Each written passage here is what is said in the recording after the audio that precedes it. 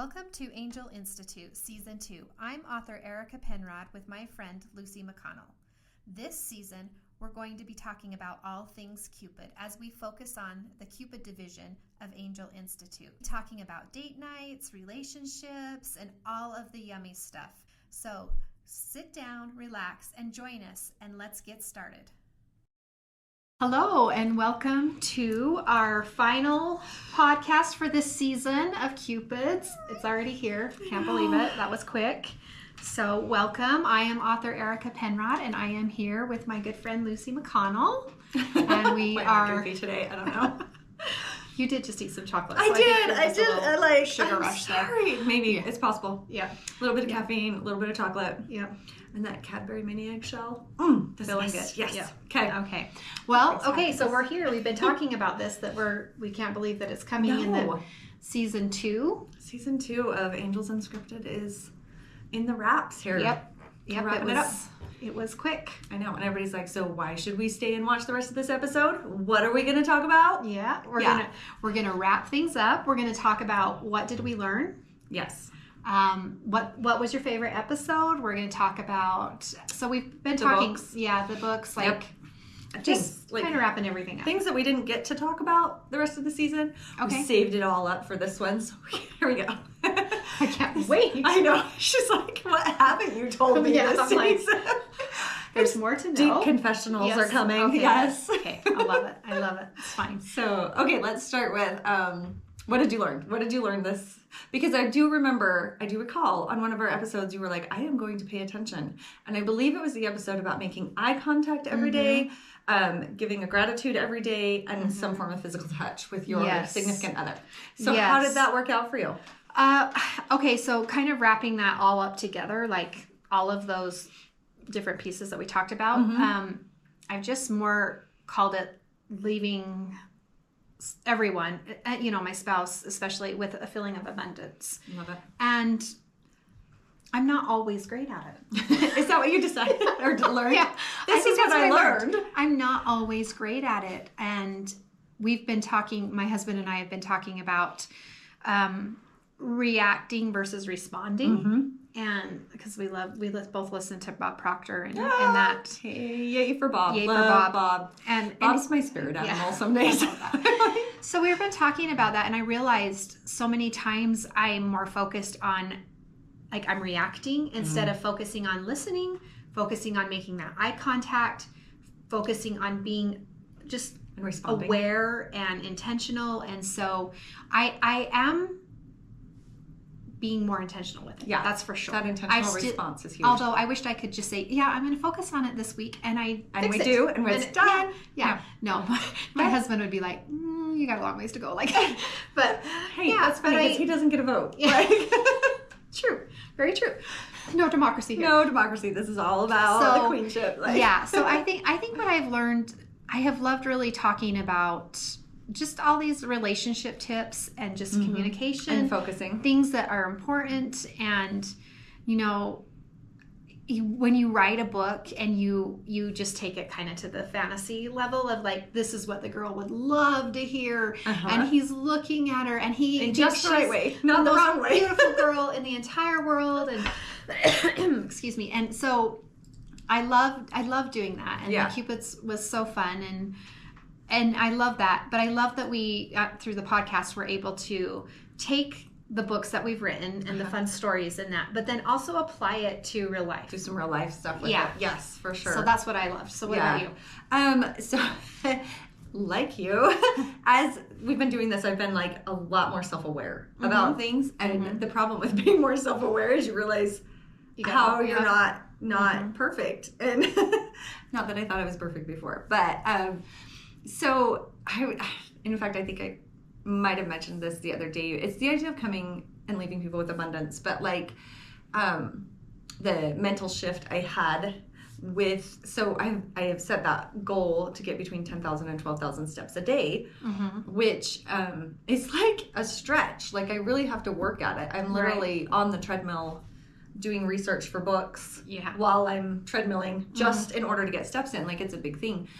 So the other day I was like, I have this much time to clean my house, and I'm running around cleaning my house, and Instead of leaving things on the stairs for my kids to take up, I'm running them up to their room to get all the steps in and all this kind of stuff. And I realized that a little bit of myself maybe sort of might have had a teeny tiny bit of resentment. Maybe. Just a little. That I could be the only person in this household of 7 who cares if that thing goes up the stairs or not. Yeah.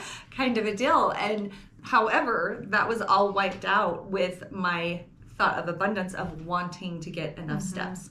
So for me, the abundant lifestyle is being moving enough that I'm getting those steps in. And so it was funny to me how much resentment got removed, which was just a teeny tiny bit, but was removed because I was focused more on the abundant life and things rather than on the what I felt like was lacking. Right. And so I'm kind of trying to take that whole big revelation and apply it to other areas of my relationship. And so that I think the foundation of that was going through all of these steps and trying to implement them and making sure that we're getting the 3-step thing. The one thing that I did do, and I do all the time, is when I'm on the treadmill and somebody comes in to talk to me, I hop off the treadmill and I look at them. And stop. And I stop, I turn and face them, and if possible, I'll touch their arm or whatever. And that bidding conversation. The bidding, the bidding for your attention. Yes. Because, I mean, how important does it make you feel when somebody stops what they are doing? Or if I'm in my office and I'm at my computer and I'm heavy into edits right now, and it's like 8 to 9 hours a day of edits that I'm going at, but when somebody comes into my office, I turn my chair completely around as a swivel chair, and I just focus straight on them, and everything else I've got to worry about is behind me, and they are the only thing that I am focused on. And it matters. Like, I have seen that it matters for them, and so but it also matters for me too, because I get that actual connection rather than like this Charlie Brown voice in the you know what I mean, like that wah wah wah wah wah, and it's like okay. Like, that's not happening anymore. Like, the relationships, I feel like, have strengthened, and they're a little more connected. And isn't it interesting? So. It's not so much what the other person is doing in the relationship. It's you're changing who you want to be in the relationship. Exactly. And so when you focus on that, you had shared that story with me about cleaning and focusing on your steps.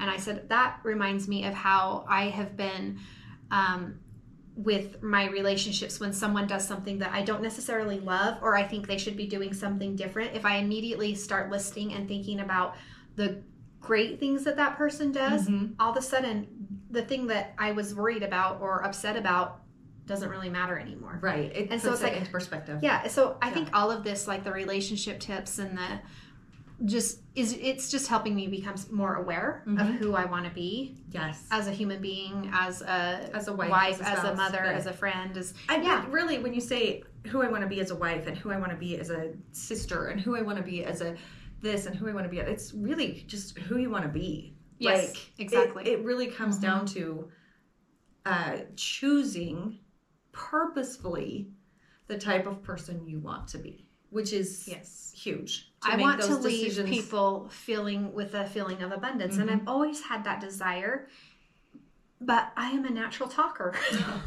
I just start talking, and then I'm like, wait, zip it, like let them listen. Yeah, and that is something that it's going to take more than 1 week. You know what? That's why we podcast, is because we're talkers. Yeah, we're like, this is our outlet. Take me a long time. We spend the whole rest of the week listening to people, and then we come in here.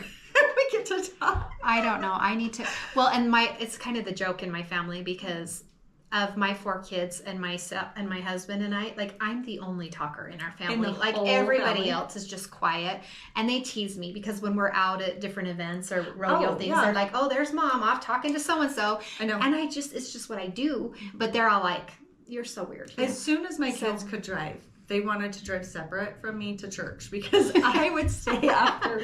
I still do. I just talk to people because I really like talking to people, and there's some fabulous people out there. I know. I just need to be a better listener. That's I need to focus on listening better. Well, and I think part of it too, for me, would be having good questions to ask them so that I can listen. So that's, keep the conversation going with really good questions. So I'm always reading some of those, like, really great conversation starters, really great, and I'm always reading those, and I'm like, oh, I wish I could remember that question when I was in the moment, because it gets quiet, and I kind of do a little panic, I can't think of the questions, kind of a thing, and then I'll just talk, and I'm like, I've got to stop doing that. So yeah, I'm with you. I feel that. Yeah. So confessions of what would we confessions talker? I don't know what it would be. Compulsive talker. Yeah, that would be me. Yeah. So I feel like we've been doing this journey for when did we start Angels?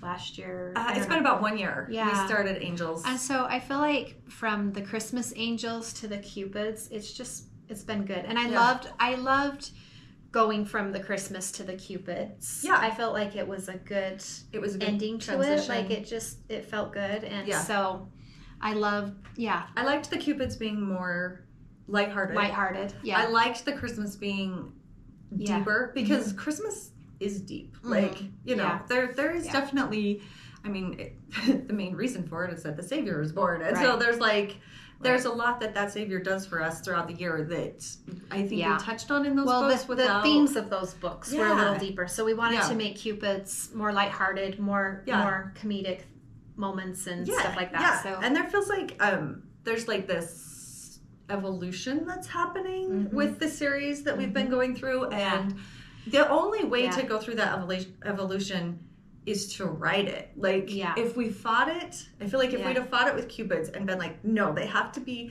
this, and this, and just like Christmas was, then it wouldn't have been true to the Cupid stories that were waiting for us to tell them, and it wouldn't have been true to those characters.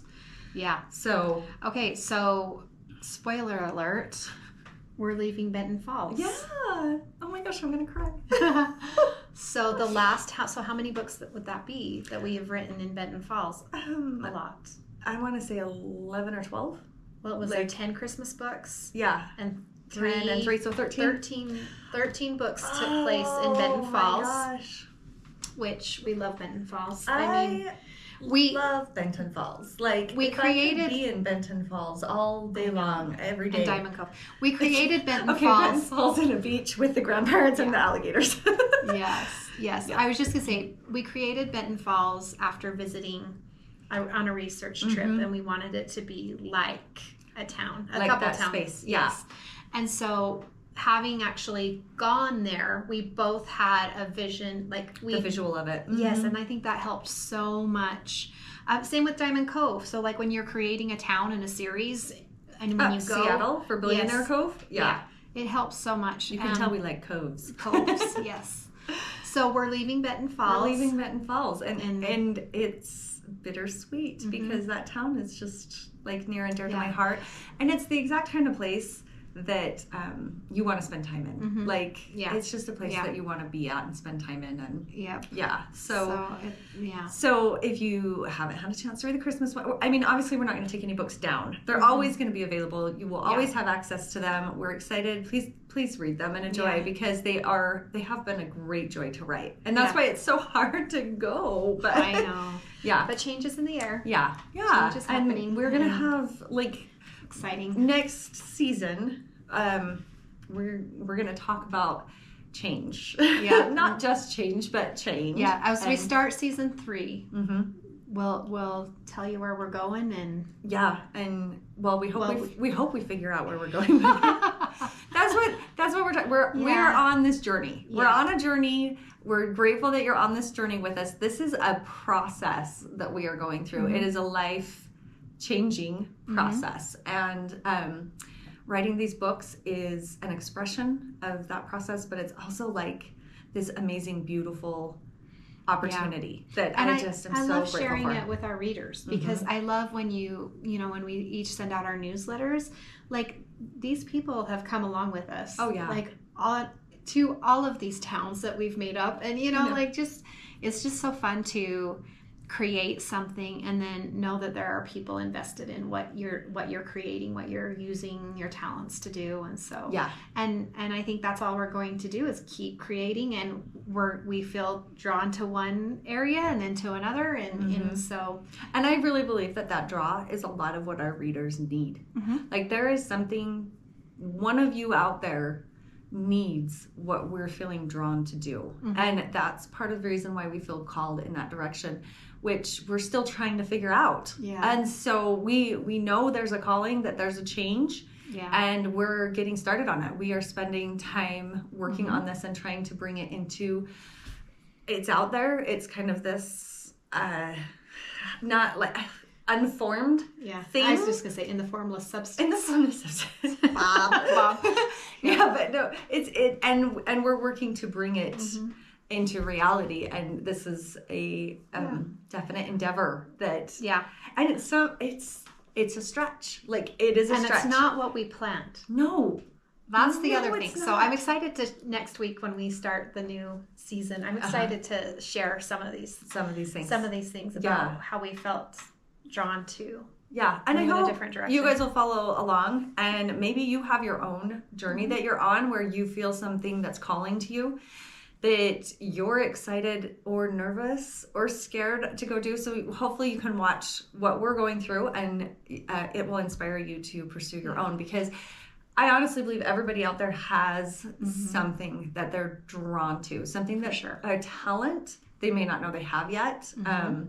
You were telling me the story. Tell me the story again about Steve Harvey. Tell me that story. Well, I just was listening to the 10X Mentor book by Grant Cardone, and he was just sharing the story of his friend Steve Harvey and how he just talked about, you know, how he grew up and the struggles that he went through, but it wasn't until he did his first stand-up comedy routine and he got paid like $50 or something. And when he was going home, his friend was just like, he was just so moved, and his friend was like, I know it's only $50 or it's $50. And he's like, no, it's not. Because he's all quiet in the corner, right? Yeah. Because he's having this moment. Yeah. He's like, no, it's not about the money. It's, I was born tonight. He's like, I've been praying to God to know what my gifts were. Yeah. Like what I should do. What are my gifts? And he's like, I found it. Like, and I just thought, we all have that. God didn't send one person and say, oh, sorry, you don't get any. No, everybody has a gift. And it's just finding it. Yeah. And then allowing it to grow and, and change and move. But it grows within you, and it also changes you, and it develops, and it becomes new things, and and you become new because of it. Like, it's a whole thing. And I feel like both of us have done that with writing, but it doesn't stop. So that's the awesome thing. Once you find it, it's not like okay, I know what it is now. We're done. It's like, goodness, no.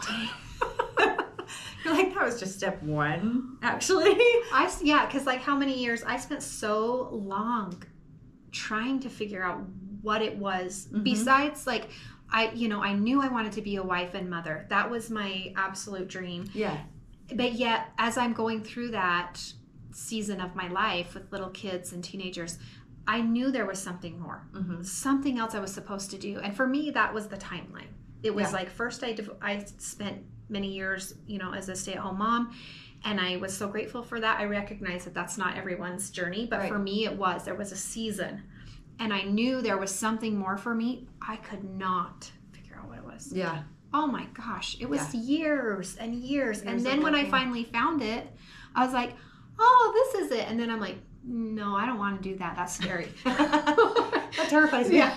I don't want to do that. Yeah. Like, so it just keeps going. Yeah. And then as soon as you feel comfortable as a writer, you have to do the next thing that makes you scared. Exactly. Yeah. And you're called That's again, life, right? and you're called again, and you're called again. Yeah. And you just keep growing. Yeah. And so, I love that about this life. I feel like if you're actively pursuing that, the challenges that you face are good problems to have. Does that make sense? Good challenge. It's like, okay, I'm really scared about starting a podcast, but like that's a great problem to have, to be scared about starting a podcast. Like those kinds of things. Like we bring into our lives our own challenges that we are terrified of doing, but we know that it's the road we're supposed to take. Yes. And so, yeah. Because we know we're supposed to grow, right? And how we grow is through challenges and different things. Yeah. And so getting to the point in my life now where I'm like creating those moments and those challenges, those opportunities to grow. I'm the driving putting force. Them out there myself. Yeah. I'm like, I don't need any other bad challenges. I can do this, and learning to be okay with being uncomfortable. That's what we were talking about. Like, we just need to be really good at being uncomfortable. Yeah. We're getting there. Like, we're getting there. There's not many things I do that I'm like, I am terrified of this, but we just keep going. So, but here we go. Yeah. So we're a little terrified, but we're going to move forward, and we will see you next season. Yeah. I don't even think we have a title for it yet. No, we don't. We'll figure something out. We'll title it. But yeah, we'll see you next season, and we're really grateful for you for doing this season with us of Cupids, and we hope that you've gained something that has been a benefit for you in all of your relationships. And just note that as you're becoming more self-aware of these things, it's not a bad thing to be self-aware of it. And it's not a moment to knock yourself down. It is a moment to choose to be better. Yeah. And to grow. So always choose growth. Always choose abundance. Yeah. And then you'll that's my biggest advice, I guess, from this season. Always choose growth. Always choose abundance. Yeah. So, okay. Well, we'll see you next week. Thank you.